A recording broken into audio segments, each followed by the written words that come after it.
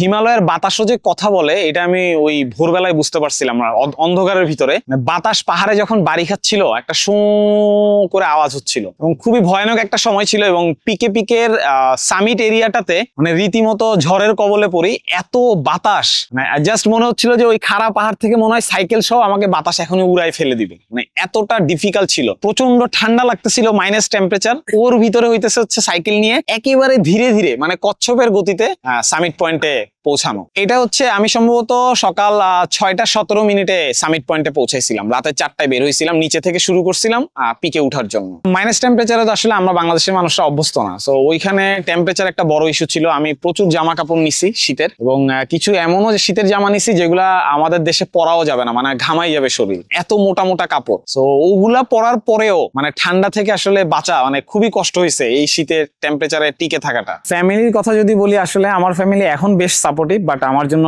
বিশেষ একটা চ্যালেঞ্জ ছিল 2016 সালে যখন আমি সাইক্লিং শুরু করি। এমনও হয়েছে রাতের 3টা-4টা বাজে বাসা থেকে সাইকেল নিয়ে পালাই বের হইতাম বন্ধুদের সাথে রাইডে যাবো দেখে। তো ওখান থেকে আসলে আজকের এই সময়টা দীর্ঘ 9 বছর লাগছে ফ্যামিলিকে কনভিন্স করতে যে এইটাও একটা ক্যারিয়ার হইতে পারে। বাট এই সফরের কথা যদি বলি, অফলাইনের তো চ্যালেঞ্জিং ছিলই ট্রিপটা, বাট অনলাইনে একটা বড় চ্যালেঞ্জ ছিল আম্মুকে কনভিন্স করা। তো আম্মুকে দেখা যাচ্ছে কলে এক ধরনের কথা বলতেছি, আম্মু এরপর রাতে আবার ভিডিওতে দেখতেছে যে আমি এমন ভাবে রিস্ক নিচ্ছি, নিজের জীবনের ঝুঁকি নিচ্ছি। তো বেশ চ্যালেঞ্জিং ছিল আম্মুকে কনভিন্স করা যে না কিছু হবে না, চলে আসবে, সবকিছু হয়ে যাবে, চলে আসবো সুস্থ ভাবে।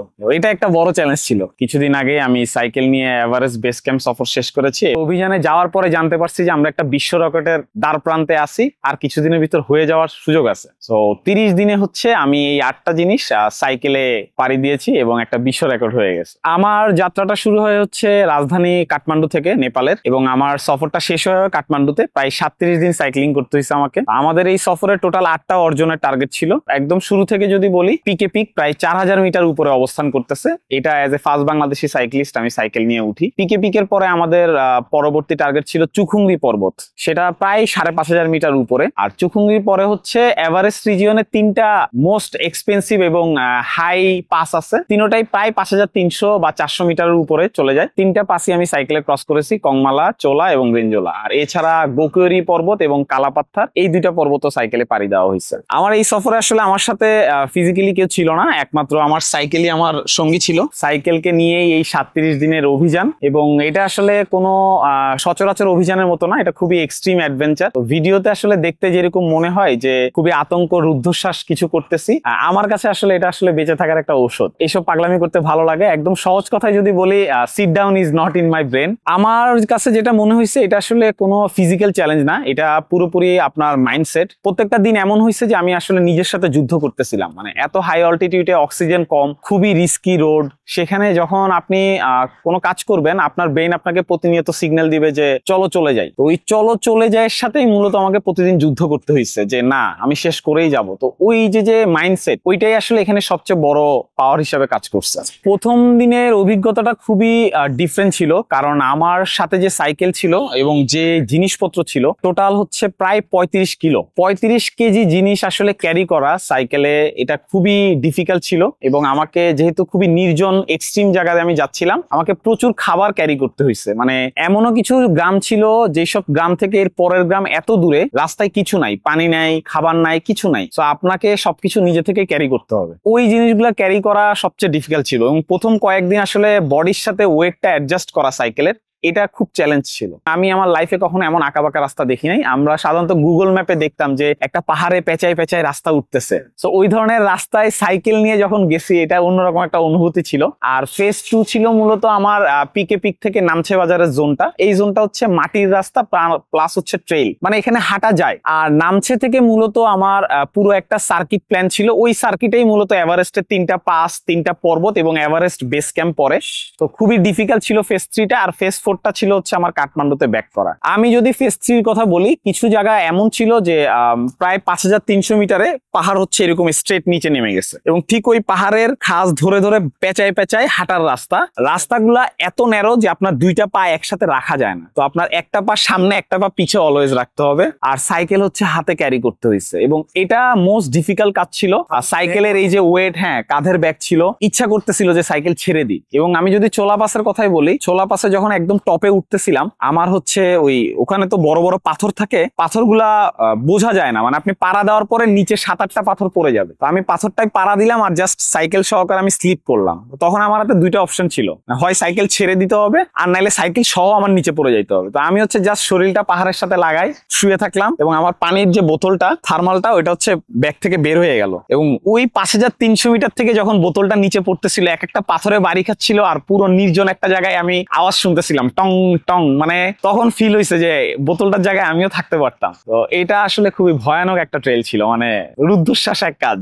কংমালা পাস হচ্ছে এভারেস্ট রিজিয়নের সবচেয়ে ডিফিকাল্ট এবং ডেঞ্জারাস পাস, এবং গত বছরই 3জন ফরেন ট্রেকার্স উপর থেকে পড়ে মারা গেছে। মানে ওইটা হচ্ছে আপনার এক সাইড খুবই রকি পাথর, আর এক সাইড হচ্ছে পুরো আইস। সো আইসে যখন আপনি হাঁটবেন তখন হচ্ছে আপনার পায়ে ক্র্যাম্পন পড়তে হবে, মানে সহজ বাংলায় যদি বলি লোহার কিছু জুতার রাবার আছে, জুতার ভিতরে এটা পড়তে হবে যেন বরফে যেন আটকাই থাকে। আমি আমার লাইফে আসলে কখনোই ক্র্যাম্পন ইউজ করিনি। তো যখন আমি কংমালার টপ থেকে নামা শুরু করব তখন আমার হাতে আসলে মানে আমি জাস্ট উপরে উঠার পরে নিচে তাকাইলাম, দেখলাম যে একটা জাস্ট বরফের এরকম একটা স্লাইস নেমে গেছে, একদম পুরো পাহাড়টা সাদা এবং ওখানে জুতা থাকবে না। সো এরপরে ওই যে লোহার ক্র্যাম্পনটা পরে প্রত্যেকটা স্টেপ দেওয়া এবং সাইকেলটাকে ধরে রাখা, কারণ সাধারণত যেটা হয় কোনো পাহাড়ে যদি আমরা কোনো কারণে হোঁচট খেয়ে পড়ে যাই কোনো ডাল বা কিছু ধরার সুযোগ থাকে, বাট আইসের যে পাহাড়গুলা সেটাই কিন্তু এই সুযোগটা থাকে না, কারণ বরফে আপনি কিছুই গ্রিপ করতে পারবেন না, আপনাকে একদম সোজা ও নিচে নিয়ে যাবে। তো ওইটা খুবই রিস্কি ছিল, মানে আমাকে প্রত্যেকটা স্টেপে কনফার্ম করতে হয়েছে যে আমার জুতা আমাকে ওই জায়গায় ধরে রাখতে পারবে। প্রায় রাতের 11টা বাজে লবুচে গ্রামে পৌঁছাইছিলাম এবং সবাই খুবই অবাক হয়েছিল।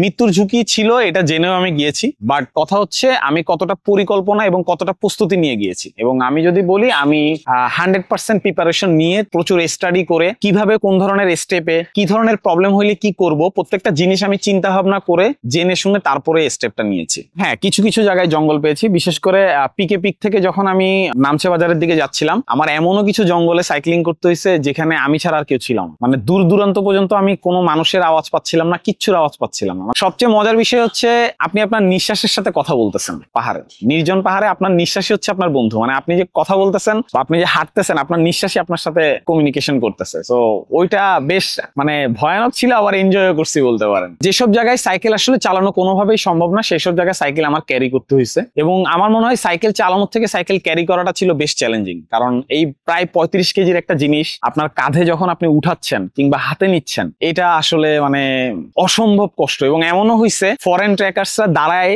দেখতেছে যে ওকে আসলে এটা পার হইতে পারবে, মানে ওনারা ক্রস করার পরে ওনাদের কথা হচ্ছে যে আমরা হেঁটে পার হইতে এত কষ্ট হয়ে গেছে, এই ছেলে কিভাবে পার হবে, ওনারা দাঁড়ায় দেখতেছে যে এই ছেলে পার হইতে পারে কিনা আমরা দেখি। এবং সবাই খুব অ্যাপ্রিসিয়েট করছে রাস্তায়, বিভিন্ন দেশের মানুষ, এবং আমার ফ্ল্যাগ ছিল সাথে, অনেক মানুষ বাংলাদেশকে চিনে না। সো যখনই আসলে প্রাউডলি বলতেছিলাম যে এটা আমার দেশের পতাকা বাংলাদেশ, তো ও ওকে বাংলাদেশ, সো এইটা আসলে একটা অন্যরকম অনুভূতি ছিল যে একটা ভিন্ন দেশের মানুষকে নিজের দেশের ফ্ল্যাগ চিনাচ্ছি।